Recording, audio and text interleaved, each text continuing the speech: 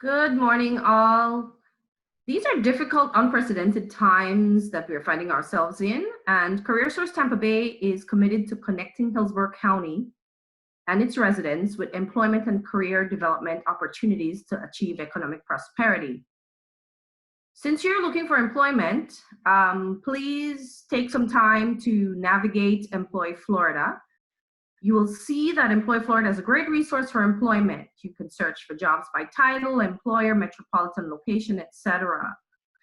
This collaborative effort that we are having with RNG is an attempt on our part to open up some more opportunities for you to elevate your presence on social media, on LinkedIn, on Employ Florida, so that you can give yourself an additional opportunity to get that job that you're looking for. We also have a recruiting team at CareerSource that can assist you with putting in referrals for jobs you're qualified for that meet the specifications you give us. Or if while you're perusing Employ Florida, you find a job order that you're interested in, a recruiter can share your profile with the job poster. This would mean, though, that the resume you have loaded to Employ Florida needs to be your most updated version.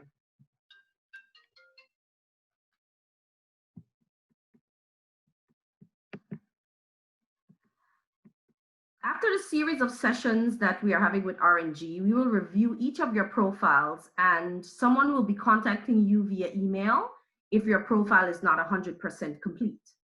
We want to ensure that your profile to employers presents you in the best possible light. We are happy that you have chosen to attend these sessions with us. Today we have Mr. Stephen Little, who is going to be our presenter, and the topic today is creating your resume. So Mr. Stephen, with that, I pass the mic over to you, sir.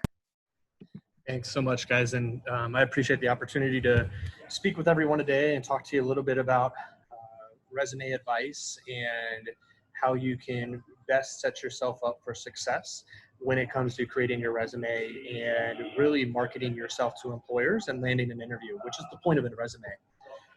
I hope everybody can see my screen. If you can't, I can share this presentation with the team afterwards to be shared with everybody.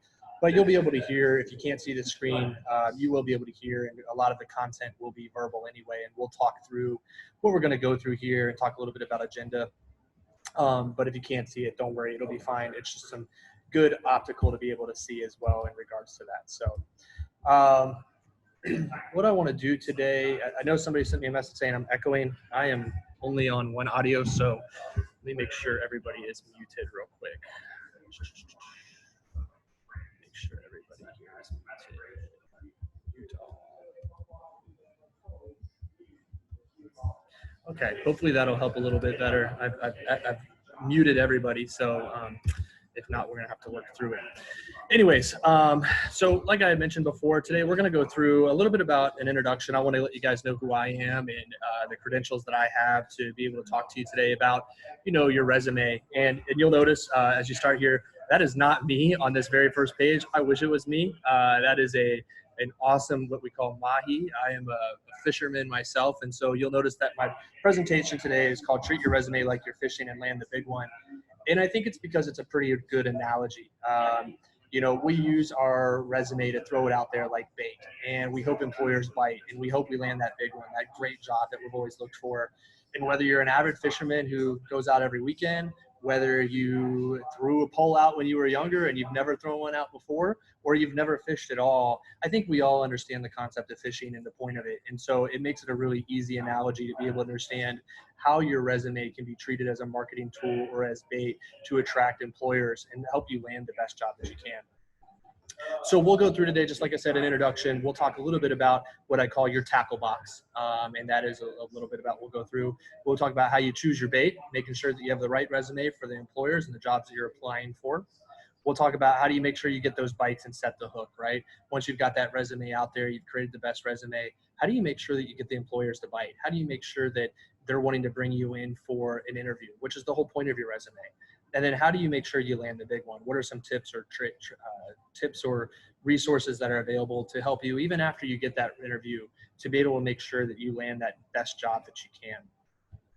And so the first thing is, I want to talk a little bit about who am I, right? Who is this guy that's talking on the phone today, who's talking on our presentation and has the credentials potentially to talk to us about resume? And so who am I personally? And why is that important? Because I think it's important to make sure you guys understand the advice that I'm giving you today. And it's important to also understand that just like I found in being married, my wife folds towels differently than me. She folds sheets differently than me. Recruiters and HR managers and hiring managers, they all have things that are specific to them, right? The advice that I'm going to give you today is specific to how I would look for a job or what I look for in resumes or how I would create my resume. But every recruiter or hiring manager looks for something a little bit differently, has a different preference, just like my wife likes to fold the towels a little bit differently. And so you have to make sure that you adapt this to whatever it is that you're looking for, however you want to present yourself or brand yourself, or whatever works best for you in your situation as you search for a position or you search for a job or you search for a career. And so personally, like I said, I like to fish a little bit. So got a boat, love going out on the water. As you can see here on the presentation, if you have the video up, that is my wife, and we have been married, or we've been together for about 7 years. And my little daughter, she's about 18 months now. So that was a picture of her right after she was 1. And she is the joy of my life. I absolutely love being a father and a husband. And it really brings joy to me every single day. Professionally, I have been working in recruiting ever since I graduated college. I went to the University of South Florida on a track and field scholarship. I was a collegiate pole vaulter. So kind of, if you've never met a pole vaulter, now you say you had an opportunity to speak to one. And it was a really great opportunity in college and helped me provide me the opportunity to attend college and graduate from the University of South Florida. Since I've graduated, I have worked in recruiting. I did a little bit of agency recruiting, and at that point, I interviewed anything from customer service to IT to financial services to healthcare, and really spent some time in agency recruiting. And what agency recruiting is just basically agencies that work with other companies or organizations that may not have a recruiting function or an HR function, or maybe they don't have a robust one to facilitate the needs that they have for their hiring. And so we work with small to mid, even large companies to facilitate their hiring needs. I left the agency world about 12 years ago, and I went to go start a campus recruiting team for pharmacy and healthcare at Target. And so they are based out of Minneapolis, and I had the pleasure of being able to work remotely. And I know remote work has become more popular due to current events and COVID-19. So I've been working remotely for about 12 years now. And I spent 5 years at at Target, and working in their campus recruiting team and experience recruiting team for their healthcare division. They sold their healthcare division to CVS, and then I moved to Walmart, where I've been employed for about 5 years now. And I'm an HR manager, so I manage over 8,000 employees in the Southeast U.S. And manage our HR strategy and operations for our total healthcare business. And then on the side, I own a company called 813HR, and it's a consulting company working with small to mid-sized companies to develop HR strategy, operations, and processes, and also to help them in recruiting and hiring.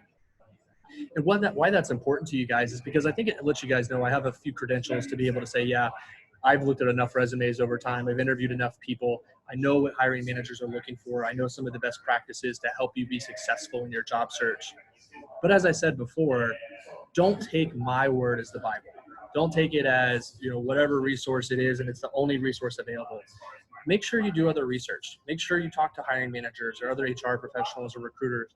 Get some feedback from them, because my viewpoint is a singular viewpoint, and it may or may not be what is going to be relevant for you. Now, one thing I want to jump into before I go any further is there was supposed to be another presenter with me potentially on this call. And one of the things that we first talked about is when they presented the topic of this, they said resume and cover letters. And one of the first thing I said is, I hate cover letters. I can't stand cover letters. And I asked the person who was going to be partnering with me, I said, hey, what's your thoughts on cover letters? She goes, I don't like them. So I can tell you from industry experience that cover letters you spend more time writing a cover letter than you're ever going to have time spent reviewing your cover letter. So I am not a big fan of them. I don't use them myself personally when I've applied to jobs. I don't read them when people apply to jobs. I might scan them, but I'm not going to read them because what I really look for is the content of the resume. And you'll start to understand in the conversation that we have today how that is relevant to some of the conversation that we have. So first and foremost, we've gone through the introductions here. You know who I am. I'm going to pause at the end to answer any questions you have. So I just ask that you write them down, and then at the end I'll open it up and you can unmute your phones and ask any questions you have, from creating a resume to the content to the format to anything you want. But the first part I think is most important to cover is your resume. When you think about, catching and fishing and everything like that, it's your tackle box. And so just like you want in the picture you see here, a nice clean tackle box. Look, the bobbers are in the right spots all by themselves. The ropes are wrapped up. The lures are in similar looking lures are put together. Worms are together. The reels and the scale at the bottom all clean and put together properly. That's a heck of a looking tackle box. I can tell you right now, mine does not look like that. But what's important to understand is when you look at something like that, it's organized. It makes sense. If you're not used to it, you know where to go. You can figure it out pretty quickly. And that's important to call out, because you'll see on the second slide, that other tackle box right there, it does not look very good. It's got some old stuff in it, things that maybe haven't been used in a long time. It's got lures where you've got frogs. It's got hooks where you've got, line up top. I mean, I wouldn't even want to mess with some of that stuff. And if you look at the resume to the left of it, it pretty much reflects exactly what you see in that tackle box, right? It's a resume that is just not very good looking. Doesn't really give me a lot of content. Everything's kind of in the middle. It just is not good, right? And it's important for you guys to understand why I'm drawing this correlation here. Because in today's job market, so many positions are saturated and so many people are applying to positions, unless it's a highly skilled or technical position that requires, specific experience or expertise, you're going to see, upwards of 50, 100, 200 people apply to these general positions or positions that can require more generalized experience. And so if you're a recruiter or you're a hiring manager, the first thing you're going to do is find out, well, how do I dig through to find the needle in the haystack? How do I disqualify people that, I think are just not going to be a fit? Because how do I go through 200 resumes and find the right person? And I'll tell you, as soon as a candidate puts a resume in front of a recruiter or a hiring manager that looks like this, they move on to the very next one. They're not going to spend their time trying to dig through this data, understanding why somebody put everything in centered justification here. They're just going to move on. And so it's important to understand that the aesthetics matter. And I'm going to go through the different types of resumes that they are and the different types of formatting that I would suggest to you, so you guys can understand, what's going to give you the best opportunity to actually have the right bait out there. So there's a couple different resume formats, and you guys are probably pretty familiar with each of them. Although I'll say functional is something people are less familiar with. And I would say most people use the combination. And that's what I'm going to talk about really today, is because that's what I think is the best one. But chronological, you'll notice here in the picture to the right that shows the chronological resume, it's a really fancy looking resume. And I'm going to show you that you really don't have to be that fancy. I like to keep it simple. And so I'll show you what I think a resume should look like. But what I wanted to do is provide you what the resumes look like in terms of what a chronological looks like, what a functional looks like, and what a combination looks like. And the chronological resume is the one that you're probably most familiar with. Typically, it's got your name, it's got an objective statement or an introduction at the top. It has your experience listed in reverse chronological order, meaning whatever position you've been in most frequently is at the top. And then it lists any education that you have, your contact info. It might have skills or accomplishments, but employers typically prefer this type of resume because it's really easy to understand. It's what you see most often in terms of resume types. It works well for people who have strong, solid work history. It really makes it really easy for the recruiter or hiring manager to understand where have you been, what have you done, and why you're a fit for the job. Although I think there's some opportunity for improvement here.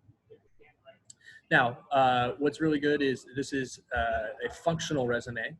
And a functional resume, unlike a chronological resume, is not as easy to read or understand. They're usually used by people who have gaps in employment history, or they're changing their work history, or changing their career, excuse me. They are for people who are new to the workforce. Maybe they have limited experience.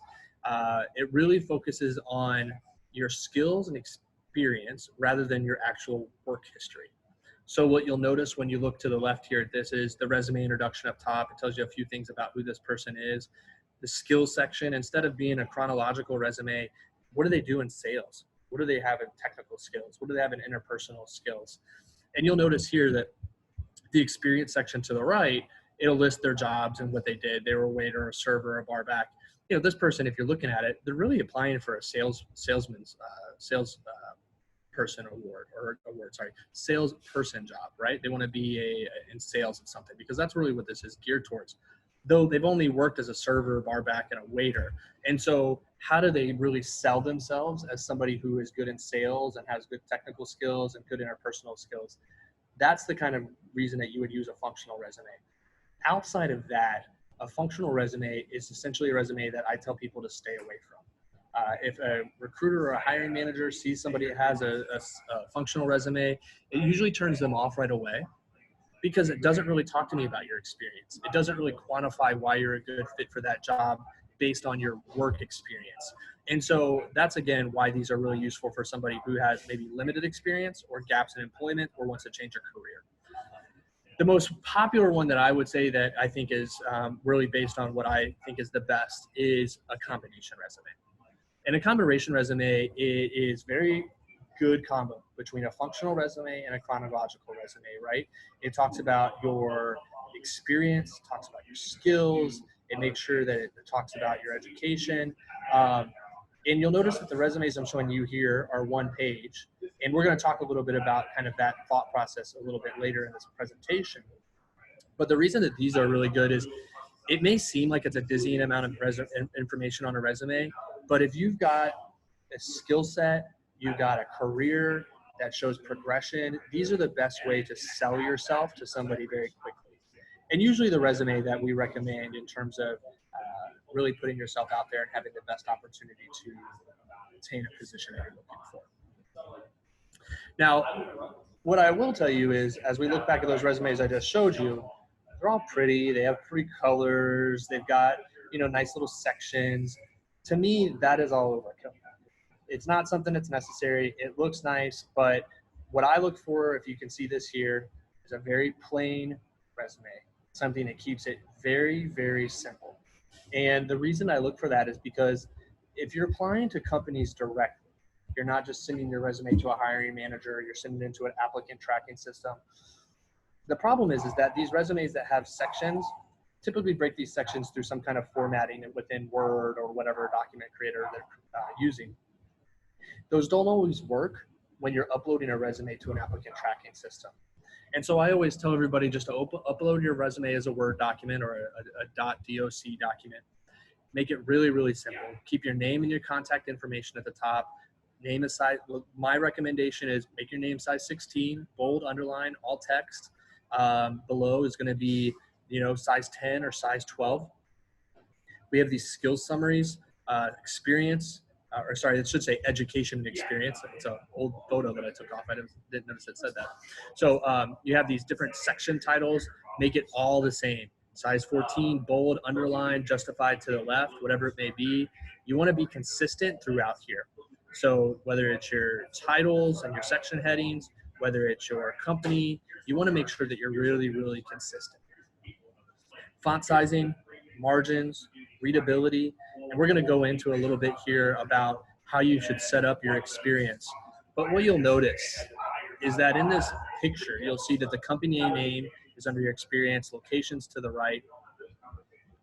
The month and the year that you started, it's important to keep that you have to quantify that experience right with your month and your year, because if I say that I worked somewhere from 2018 to 2019, that could be as little as a week. It could be as long as, 2 years. And so you always want to quantify. You don't want to ever give a recruiter or a hiring manager a reason to turn your resume away. You always want to give them a reason to pass your resume along to the next person, right? To make sure that it's going to be the fit for them. And so always put a month and a year, a month and a year.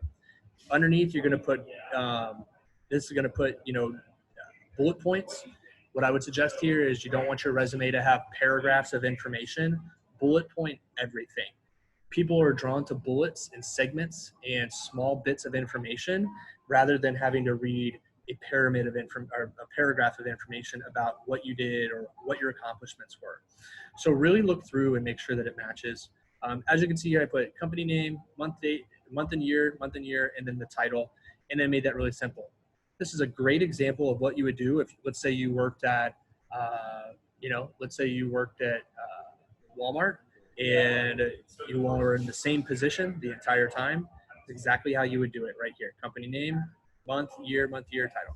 Now, what I like to do is if you've worked in a company that has multiple locations, or sorry, not multiple locations, but you worked at a company that you've been promoted, what I like to do is put the company name, your total length of time, right? The month and year. So let's say you worked at this company, the second company from January 2010 to, you know, January 2014.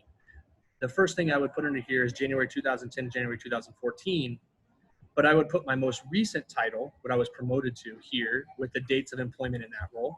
And then my next line would have my bullet points, right? Talking about that role. And then I'd put another one where maybe I was hired as, or the position I was in before, with the month and date there. Now, what that does is it prevents you from putting the company name and month and dates all over again and locations. It creates less white space, so you have more area for content. And then you can make sure that you can show progression within your career. What I really tell people overall, though, is keep it simple, stupid, right? Like if you guys ever heard the KISS method, keep it simple, stupid. The reason for that is it just want to make it really easy for people to read, people to understand what you did, and make sure that they understand everything going on. So aesthetics matter, you know, make it really easy to read, make it really easy to understand what you did. And we're going to go through all this information, but make it consistent throughout. And what I would always say is have somebody review your resume before you pass it along. It looks like somebody is, I'm going to mute somebody because it looks like we're having some background noise. So maybe mute all. I think I muted everybody. So if you guys continue to see, noise, let me know.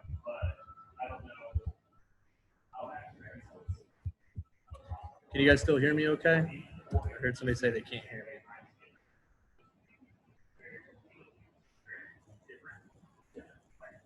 Somebody type in the chat box if you guys can hear us. Okay. All right. Somebody had posted they couldn't, so I just wanted to make sure.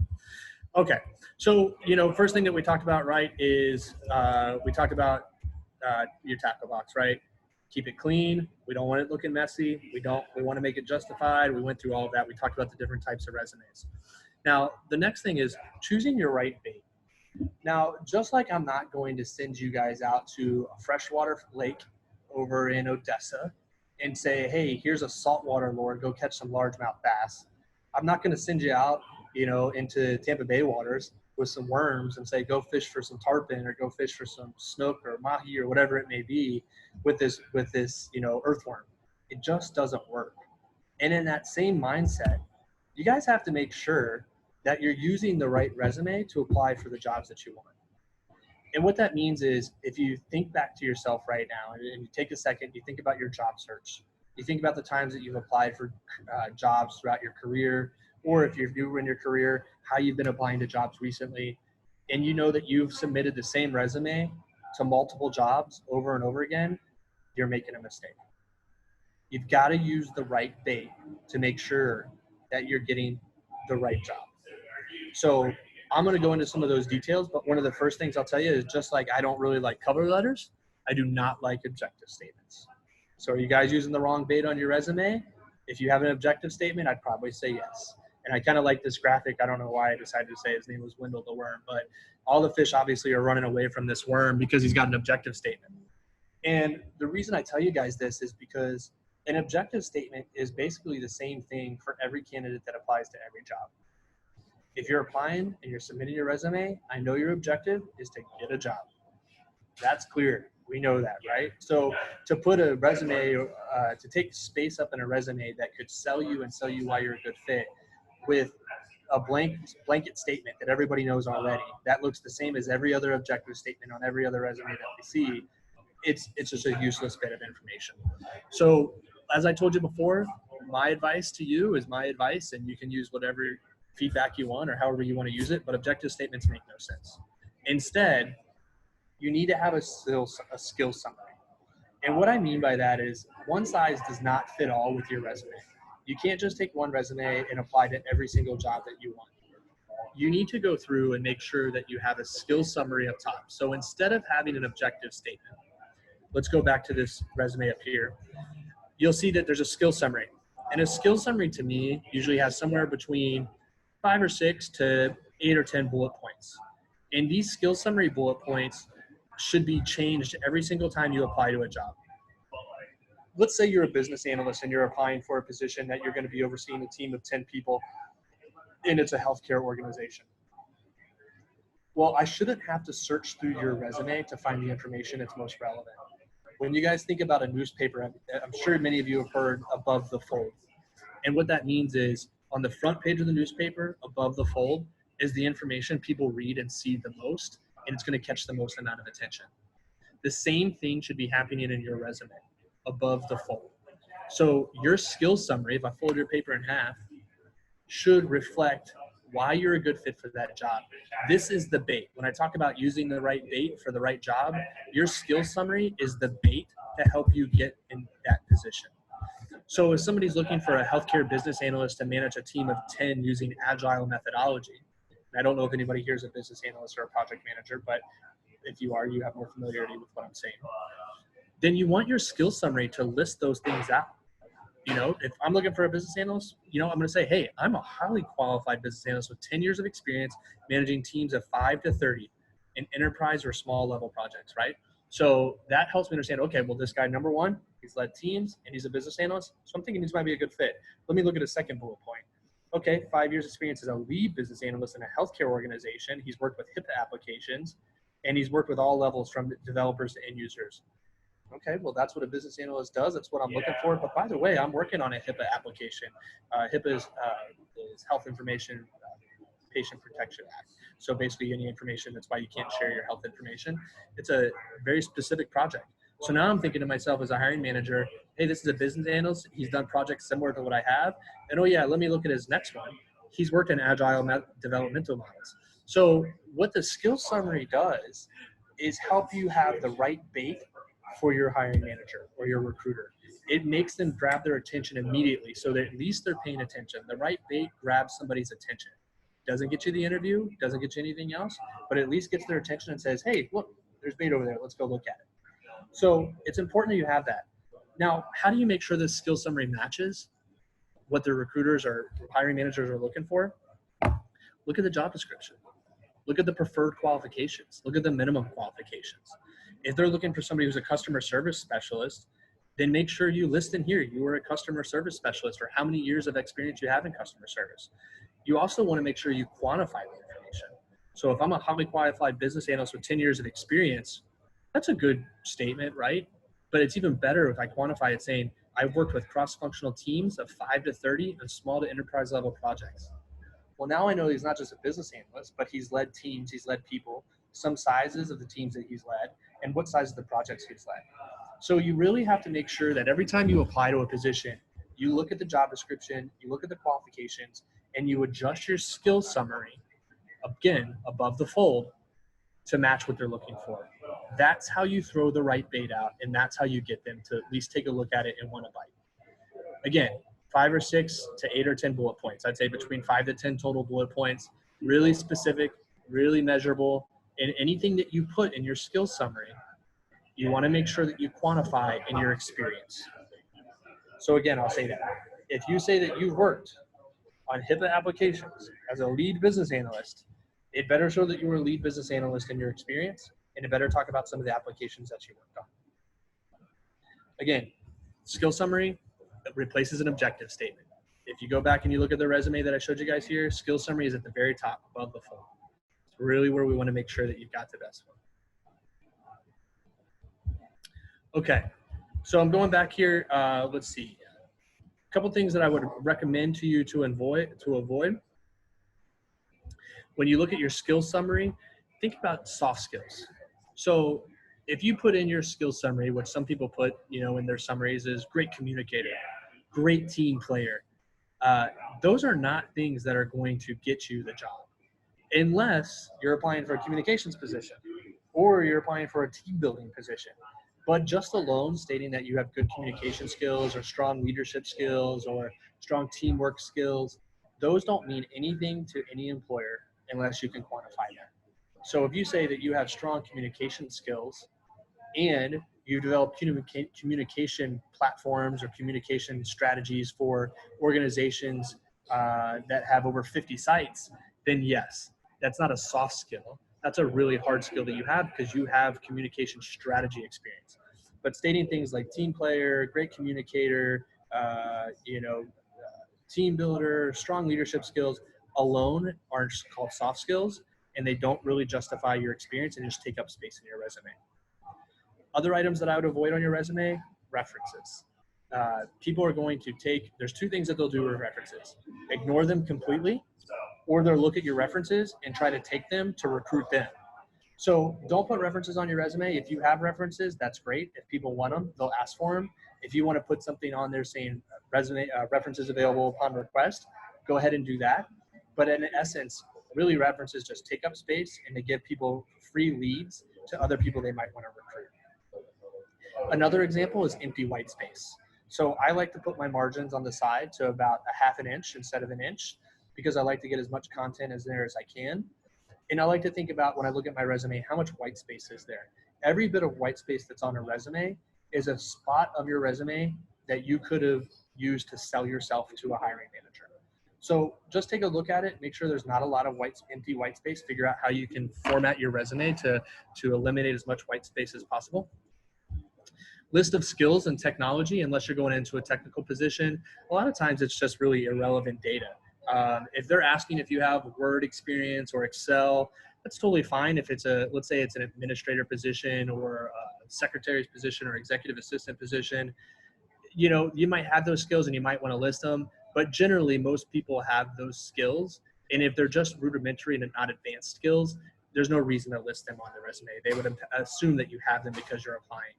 Now, if they're looking for specific platforms or different types of technological skills that are not traditional, then yes, it's okay to list them. But it's probably best if you list them within your experience or you list them within your summary of qualifications.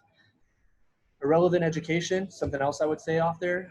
When I talk about having additional white space that's irrelevant, if you have your resume showing that you have an AA degree or an AS degree or a BA or a BS or beyond, you don't need to list your high school. If you went to college, we already know that you graduated high school, and so there's no reason to do it.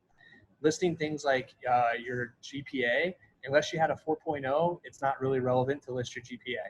Nobody goes and looks at your grades and says, yep, unless you're in a position that really requires a high technical skill set or a high competency as it relates to education, having things like high school and GPA aren't really relevant. And then finally, really, you need to avoid personal data, things like photos. I've seen my own mother-in-law, in fact, asked me to look at her resume a couple weeks ago. And when she did, she sent it to me and it had her picture on it. And I sent it to her and I said, you got to take your picture off of this. Not because she's not a pretty lady or not that she's not a nice looking lady, but because what that does is automatically disqualify you for jobs sometimes. You don't want to be judged based on how you look or, based on any kind of bias or unconscious bias that a recruiter or a hiring manager should have. So like I said before, keep it simple. Your relevant information, your name, your address, your email, your phone number, that's the only personal information you need to have. They don't need to know that you're, a U.S. citizen. They don't need to know that you're married. They don't need to know your social security number. They don't need to know that you have kids. All of that information gives them a reason to turn you down.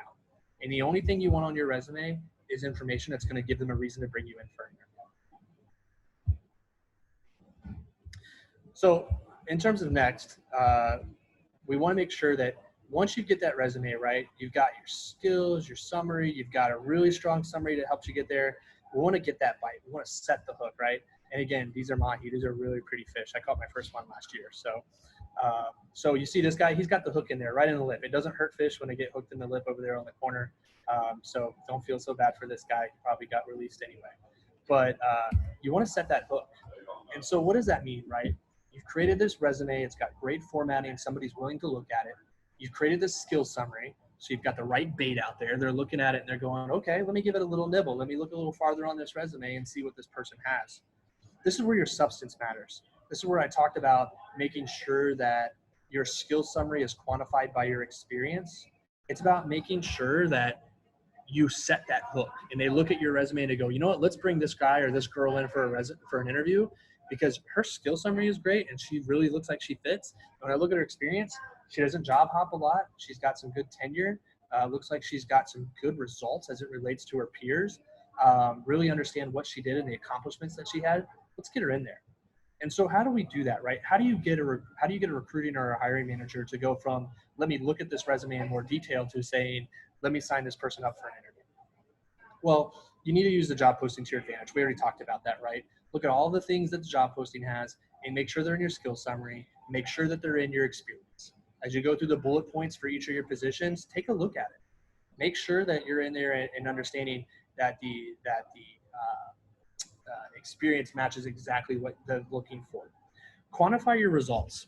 And what I mean by that is, when I look at resumes, a lot of times people will put in there that they were the #1 recruiter in the company or #1 salesperson in the company, but you have to quantify that information, right? Or they could say that they led teams to specific accomplishments or whatever.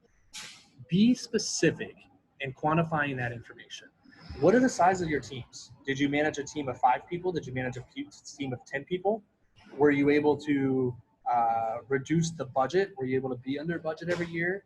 If you were an executive administrative assistant, how many executives were you supporting? What are some of the things that you did that made a difference? Think about responsibilities versus accomplishments when you're quantifying your results, right? Oftentimes I'll see resumes that say, planned and coordinated travel for 5 executives. Okay, so that helps me understand what you're able to do. Give me some accomplishments that what you're able to do, right? What kind of special projects did you did? Because if you think about listing your responsibilities only versus your accomplishments or your results, what happens is, if I compare you by candidate A to candidate B, and both of you just basically copy and paste your job description into your experience, you're both looking exactly the same to me. There's no difference in who you are. If you say I answered phones and I coordinated travel and whatever else that you did within your role, it's just telling me what you did. It doesn't tell me what you were able to do, what you were able to accomplish. So if you were able to reduce call times, if you were able to improve a process at work, if you were able to reduce costs, if you were able to reach any kind of accomplishments, make sure that they're in there. That substance really matters. You want to make sure that people understand not only how you did things or what your responsibilities were, but the impact that you made. And so you want to think through that. A lot of times people talk about what's the appropriate length for a resume. So, I think many, many years ago, people would say, oh, you want your resume to be 1 page. It's really going to be dependent on the amount of experience you have. If you're 24 years old, you've had limited experience, a 1-page resume might be appropriate. If you're 35, 45, 50, it might be a 2-page resume. Shoot, it might be a 3-page resume. I'll tell you guys, I'm 38, and my resume is actually 3 pages. And it's, because there's a lot of information, because you do have to brag a lot. You have to talk about what you did and how you did it. You have to be comfortable, in this instance, not being humble, because you only get one shot to throw the right bait out there and to get them to bite. And you have to make people understand that you're the best fit for that job and why. So don't be afraid to brag. Don't be afraid to talk through that. Okay, I know you guys can hear the kids in the background. I'm outside, so you can probably hear I'm on the 2nd floor of a co-work space, so you can probably hear that picking up from my microphone, so I apologize if you guys can hear that. So going back here, let's see. So job postings, we talked a little bit about that. Responsibilities, accomplishment, resume versus CV length. 2 pages, I think, is probably most common nowadays. If you need to go to 3, you can, if you have the appropriate experience to do so. And again, brag about yourself. Talk about what you did, what you accomplished. If you were #1 in the company, talk about those types of things. Now, finally, land the big one, right? And so I want to take a little bit of time that we talked about making sure you have the right bait, with the right skill summary, putting it out there. We talked about setting the hook by making sure that you have the right experience and how your experience is set up. But how do you land the big one? How do you make sure that you get it after that, right? And that's important to say. You need to review your resume, right? So have a friend take a look at your resume. have your friend take a look at it, read it backwards. You know, don't read it from the top to the bottom, because oftentimes you get so used to reading it that way that you might miss mistakes or you might miss things that need to be edited. But review your resume. Have somebody else take a look at it and look at that. Apply directly. So one thing I would mention to you guys is, instead of applying through Indeed.com or applying through Monster.com or, you know, LinkedIn, if you know a company is hiring, go to their direct website and apply directly to their website. The reason I tell you this is because sometimes applicant tracking systems, if you apply through LinkedIn or other, you know, programs, it might not take all the data, or it might not be able to parse all that data into their system. So if you know that Sykes is opening up a position for an HR director, and you see it on LinkedIn, take the time to go to the Sykes.com website. Go and fill it out there. Do it directly to them. The other thing is fill out everything. Oftentimes I see people who will submit a resume, and then when it asks them to fill out their job details, they just skip through it. And so it doesn't fill out all their information into the applicant tracking system. That only hurts you as a candidate. Again, don't give them a reason to turn you down. Give them every reason to hire you. And so fill out everything. If you've got to fill it out and it takes extra 5 minutes, if that lands you a job, it was worth that 5 minutes. If you make $20 an hour, or you make $50 an hour, or you make $100 an hour, break that down to that extra 5 minutes. Was it worth the $2 or $5 or $10 of your time to go ahead and fill out that extra little bit? The other part here is the secret job market. And so a lot of times people will say, well, how'd you find that job? The last 2 positions I found through LinkedIn, and it was found through networking with people, using social networking. But there's a secret job market out there, not just the jobs that you're applying to on Indeed.com or through LinkedIn or through other sites that you may find, but look for the job sites that are specific to what you're looking for. There's specific industry job sites. There's HR job sites. There's DICE, which is for technical jobs. There's construction related jobs. There's a lot of specific job boards and job markets out there. The other thing I would say is, make sure you guys are using Facebook groups. If you're an optician or a pharmacy technician, if you're a pharmacist, if you're any kind of trade, there's likely job market, or there's actually probably Facebook groups out there. So Pharmacy Technicians of Florida, or Opticians of Florida, or Pharmacists of Florida on Facebook. And so go look for those Facebook groups, because you can find other opportunities that pop up. There's Facebook groups called Tampa Jobs or St. Pete or Pinellas Jobs. Go look for those other jobs that are posted out there to see where you can find things that might not be posted where you would traditionally go look. Don't be afraid to use social networking. So don't be afraid to speak with, if you see somebody you know works at a company that you're applying to, connect with them. Talk to them about what they're looking for. If you see a job that you are really interested in, and you know that maybe it's on Indeed or LinkedIn or whatever, go do some job searching on LinkedIn. Find out who's in that position now. Give them a call or shoot them a message and say, hey, Bob, I was just reaching out to you because I saw you had an HR director position open at the company, and I see that you work in HR. Do you mind giving me 5 minutes? Just talk to me a little bit about like what the company's like, or what you really like about HR there, or what do you know about the position? If you really soft sell it, you guys will do much better in terms of getting to build those relationships and get yourself an in. Another part for successful interviews is use Glassdoor.com. If you haven't heard of Glassdoor, it's a great website to understand the culture of a company, the benefits, the pay. But one of the other things that they do is they also offer up a lot of the interview questions. So you can go on there and look at the different questions that hiring managers or recruiters ask from that specific company. Use that information to do mock interviews. Find a recruiter that you know. Find a friend that you know. Talk to your significant other, a family member. And use some of the interview questions that you see on Glassdoor.com or other sites that you might utilize to set up interviews. Understand how you're going to answer questions. Don't over-prepare, because you want to sound like you're natural and you want to be like that, but make sure that you're using the opportunity to really prepare well for your interviews. And then finally, this is an outdated, I would say, this is a pretty outdated practice, but it goes a long way. And that's sending a thank you card or writing a thank you email. And don't just write them and say, hey, thank you for the interview today. I appreciate it, and I hope to hear from you soon. But say, hey, Steven, I wanted to say thank you for having the opportunity to speak with you today. I really enjoyed getting to learn more about the HR director position. And one of the things that really hit home when you spoke to me was about blah, blah, blah. Or find something personal and say, you know, one of the things you talked about was a really strong work-life balance, and you talked to me about your family. I just want you to know that that meant a lot to me because I've got an 18-month-old and I'm looking for a company that's great like that. You want to use this opportunity to make a genuine connection. And the determination on whether you send a thank you card or an email is probably going to be based on having that conversation and asking the right questions at the end about what is the timeline for making a decision. If they say they've got another week or they've got, you know, 2 weeks or they're still interviewing people, send a handwritten thank you card if you can. If they say, oh, you're the last interview or we're making a decision by the end of the week, go ahead and send an email. Get their email and send them something to follow up. So those are really good ideas in terms of how to secure a successful interview and be successful through it. I know there's another presentation on Tuesday about the hidden job market and how to find jobs that are out there. But I want to pause and see if you guys have any questions about, you know, resume advice, resume tips, any things like that. And I will go ahead and I'm going to look through the comments just to make sure.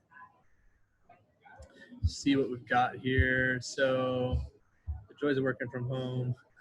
Not working from home. I have a co-work space in Hyde Park. It's just, you can hear the kids down in Hyde Park Village.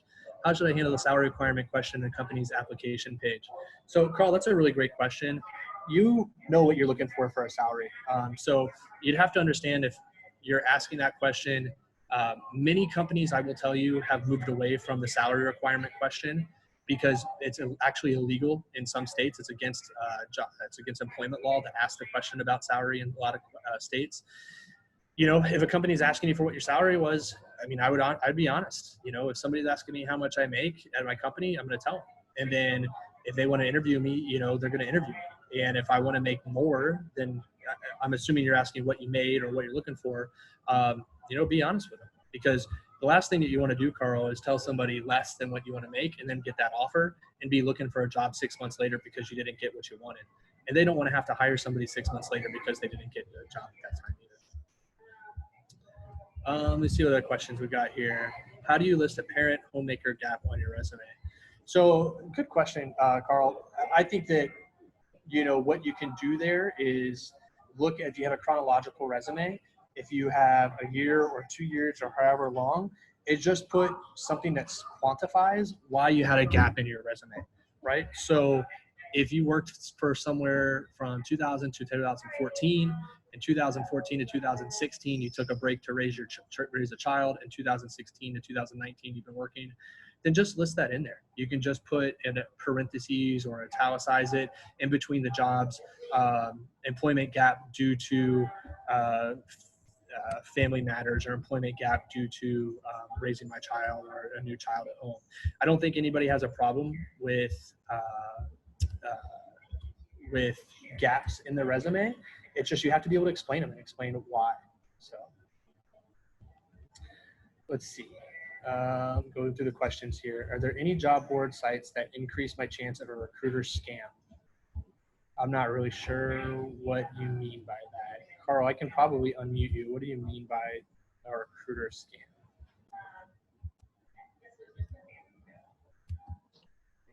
Hey, so I've gotten a lot of emails where it's like, we have a job for you, but you know, it's like very sketchy, and I think I heard it comes from like monster.com. So it was just kind of like, are there jobs, should we be posting our resume on these sites, or are there ones that we should kind of avoid because, you know, people are just looking for scams? That's the question.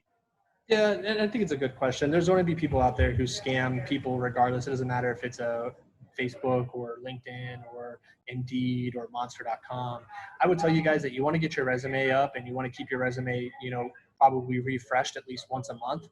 I know that the presentation on Thursday talks a little bit about that in the hidden job market and how to secure that. But you know, personally, I would tell you, if it seems too good to be true, it is. If somebody's offering you a job without ever interviewing, it's probably not a good job. If you have a short interview, at least it's an interview. At least you got to know somebody. If the email addresses don't look right, I mean, just be cognizant of that. But people are going to scam regardless of any website, so it's not going to matter really. Thank you cards are not outdated. I've gotten some comments on practicing this. Well, Erica, I'm glad you're practicing it because it really does make a big difference. And if you've got the time to write a handwritten card, people really, really do enjoy it. Jackie, how would we go about an industry job type change? My industry for the last 15 years is not the best, and I'm open to change. So I think what you have to do, Jackie, when you're looking to change your industry is you have to really look at the job description, like I talked about before. You have to look at the preferred qualifications, and you have to be able to correlate what you're doing now or what your previous experience was to what they're looking for in this new job.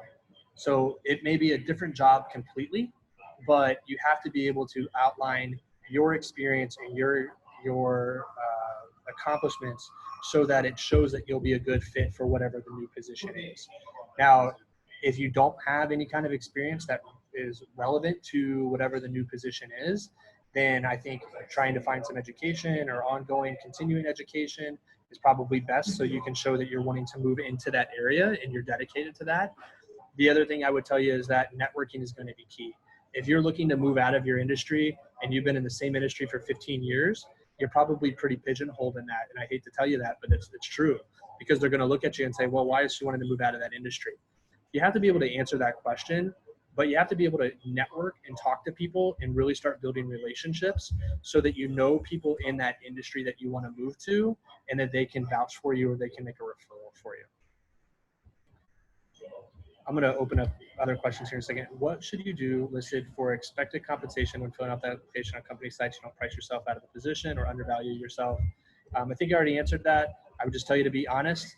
I know that that may be hard to hear because you don't want to undervalue you don't want to put too much and not get a job, but you also don't want to put too little and then get an offer that's less than what you put or closer to what you put and you're not happy. You've got to be honest with yourself and find what the happy medium is. If you know that you're looking for $75,000 a year, but the position only pays 70, don't apply to the position. If you're not willing to take 70, I would tell you just don't apply to the position. If you know that the position pays 70 to 90 and you're willing to take 75, but it goes all the way to 90, so you want to try to go for 80, then put 80 because it gives you a little bit of negotiating, because if you're really willing to take 75, it goes to 80. What you have to remember when it comes to negotiating and putting in these salaries is that you don't want to give somebody an answer to tell you no, but if you're going to show that you want $80,000, your resume better show that you have the experience to deserve $80,000 or whatever the number is that you're looking for. So that's a question, when you ask, what do you do about these sites when you're filling out the pay? You've got to answer that question yourself. I mean, I would not undersell yourself because you're not going to be happy because you're making less, but don't try to be greedy because it might prevent you from getting the job that somebody else is willing to take less. Next question is, I have a gap on my resume for 5 years due to taking care of my decapacitated family member. I used to work as a government official. How do I overcome that barrier?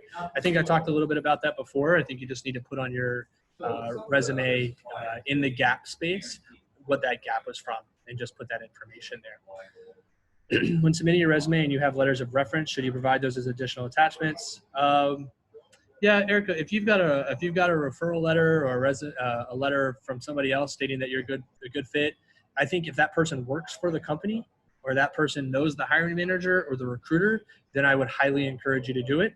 If you just have it and they don't know anybody at that company, it can't hurt to put it in, but like a cover letter, it's probably not going to be as relevant as having a really stellar resume, something that's really going to, kick butt and get you that interview. So really focus on the substance and content of your resume, matching the job that you're applying for and making sure that you have the right bait there, and you'll be fine. Anything else extra, cover letters or referral letters or reference letters or anything like that, they're nice to have, but I wouldn't consider them something that's required or anything like that. All right, I'm going to see anybody else have any questions. I know the group function, the chat function is open. There's also the raise your hand function if you had a question and you wanted to speak up, or you can just take yourself off mute if you want and you ask a question. I know we've got about 10 more minutes here, or 5 more minutes, sorry.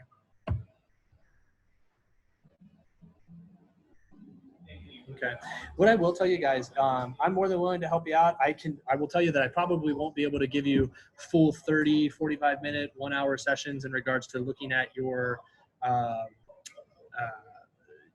resume and going through the details, but I can give you, I'll put it in the chat window, my email address. If you want to put together a resume, you can find me on LinkedIn I have a blog post on LinkedIn specific about the content that we talked about today that may help you out a little bit more. And if you want to shoot me an email, I just put my email in the chat function box. If you want to send me your resume after you've looked at some of those details, or you want to say, hey, how does this summary look like? Or how does this skill summary look? Or summary qualifications? Or are there any things that you would do here? I'll take 5 or 10 minutes to look at your resume. I have no problem helping you out. I know that sounds like CareerSource is willing to help out as well, and look at things to help you guys and make sure you have everything you need. But don't hesitate to reach out. The more eyes on it, the better for you, because it makes sure that you have everything you need. Other than that, the only other thing, I see one more question. I missed the first part of the presentation. Please advise if you still approve cover letters. Personally, I would tell you that I do not like cover letters. I don't read them. I might scan them, but you'll spend more time putting it together than anybody else. What is your suggestion for someone who is looking for a position not as advanced as experience would indicate? Brenda, can you clarify, do you mean they're looking for a position that is, it's a more rudimentary position than what their posting looks like, or you have more experience than what the position is? Management history, but not necessarily willing to pursue management. Well, I think you have to, again, same thing, make sure your resume reflects directly what you're applying for. So if you have management history, but you're not looking for management, then don't put the focus on your management. Put the focus on what your individual contributions were. I think it's beneficial to have it, but don't let, you want to really make it specific to what you're applying for. So again, look at the job description, look at the requirements, look at the preference, preferred qualifications, really make that the focus of your resume and your skills summary. So summary in addition to resume is a good idea or no? Erica, I think it sounds like you're trying to make them 2 different documents. And if you go back, I'm going to show you guys, yeah, so I think you're trying to make them 2 different documents. So what I'm going to do is I'll actually show you guys real quick my resume. So then you can at least kind of see what I'm talking about. Let me see if I can pull up my resume here.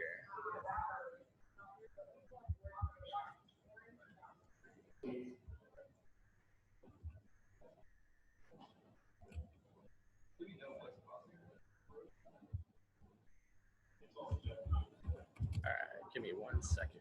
Pull this up and share it with you guys so you can see what I'm talking about. Share screen. Okay, so this might help you guys understand what I'm talking about when I'm talking about your resume, right? So this is just my generalized resume. What I do is after I'm done with this resume, and I'll zoom it in so you guys can see a little better. But what I do is when I'm going to apply to a position, I take my resume and I start to change and add anything that I need in here. So this is just a base resume. So the first thing it says is 13 years of human resources strategy and operations experience. Based on what they're looking for in the position, I'll go ahead and change things here. I'll say maybe I'm applying to a talent acquisition manager role or campus relations or whatever it may be.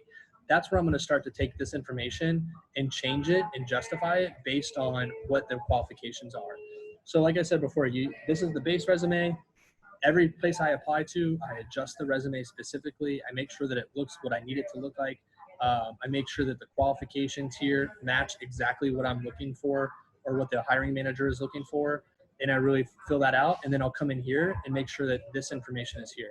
Again, when I said to you guys, how do you quantify things? You'll see here supporting 6 regions, 53 markets, 8,000 employees. That gives you an idea of the breadth and scope of what my job is, right? Engagement survey participation, here's a hard number, right? Increased participation rates from 62 to 80%. These are the types of things that really show you what the person did. Implements new projects and plans, listed those things down here. You know, you look at the next role, saving the company $2 million in role, develop a national staffing model, saving $3.61 million annually. You know, I really go into details here and specifics. You know, down here, you look at my old past experience. Here are my results. It really shows you why that person is a good fit versus just listing responsibilities. And again, like you were saying, Erica, this qualifications or summary of skills up here, it's at the top of your resume. It's not a different document because you want to make sure that if they only look at one thing, they only look at your resume, that you have that at the top of that part, because if they only look at that one document, you're going to be missing out if you put your skills summary on a different page. I hope that makes sense.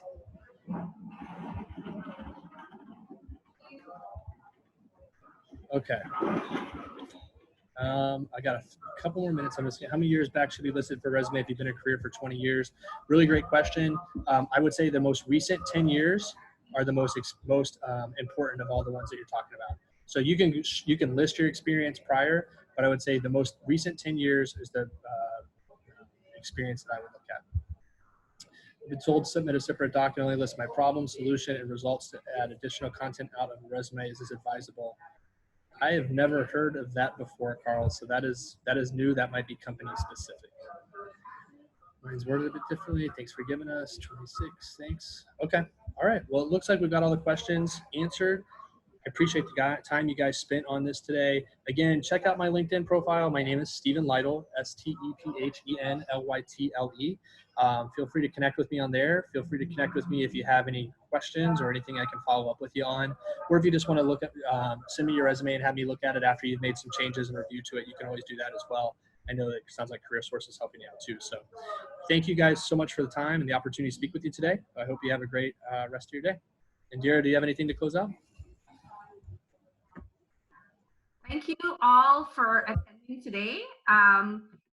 In my original invitation email, there's a link for you to send feedback to me if you'd like to, maybe something that you might want to see in the future. Stephen, thank you so very much for being with us today. You have given us a lot of great nuggets, even for those of us who currently have a resume. Thank you very much for all you've done. And we look forward to seeing and hearing your presentation on Thursday. Thank you so very much, all.